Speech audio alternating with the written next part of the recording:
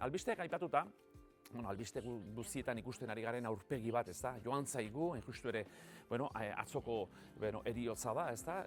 Los Angeles aldean hil baita Jane Goodall, oso famatu egin zen, pelikulak eta egin dira, ez da? Berarekin beti ere, primaten artean ibili zen, ez da? Txinpantziak, gorilak, bera etologoa zen, zoologoa, baina aktivista handia zen, klimaren inguruan ere, oso gauza interesgarriak esan zituen, baita justizia sozialaren esparruan ere, Jane Goodall joan zaigu, entzun ezazue zer esan zuen orain dela gutxi.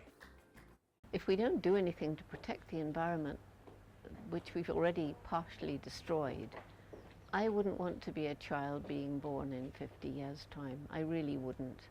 And don't we owe it to our children? What are we doing destroying their future like this?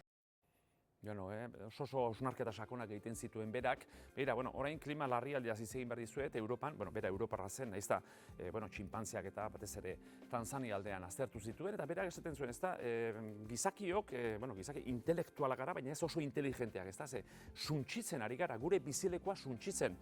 Nuke 50 urte jaioko den ume bat izan nahi ziber, ez da, baina gure esku zegoela esaten zuen, ez da, egunero gauza txikiak eginez, mundu hau salba genezakeela, baina oraintxe hasita. Begira, Europako agentziak ingurumen txosten hau bidali du, eta urtez urte ateratzen ari den ondorioak etorri dira azken batean, mundu mailan klima berotzen ari da. Klima aldatzen ari dela, hori garbi dago, beti aldatzen da klima, baina berotzen ari da, baina Europan 2 aldiz gehiago ari da berotzen. Eta horrek ondorio latzak izan ditu eta izanen ditu neurririk hartzen ez badugu. Muturreko fenomenoak, ez da? Uholdeak, suteak, haizeteak, hoien ondorioz, 1980 geroztik, 45 urte dira, 240.000 hildako izan dira.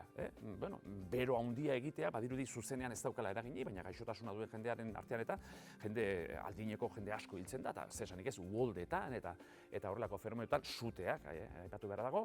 Gure habitatak, ez da, Europari buruz ari gara, ez da, 180 egoera txarrean daude, kutsatu egin ditugu, airea bakarrik ez da, baita ibaiak, hondartzak, hainbat eta hainbat biosfera eremu kutsatzen ari gara, eta hau da, eta hau azpimarratu nahi duke, alde ona, energia berriztagarriak indarra hartzen ari dira, nahi baino gutxiago, baina bikoiztu egin dira, 1980 geroztik, eta gero emisioak, ez da, guk sortze ditugun gasoiek, CO2 dela eta beste gainerako gasak, 127 murriztu ditugu Europa mailan.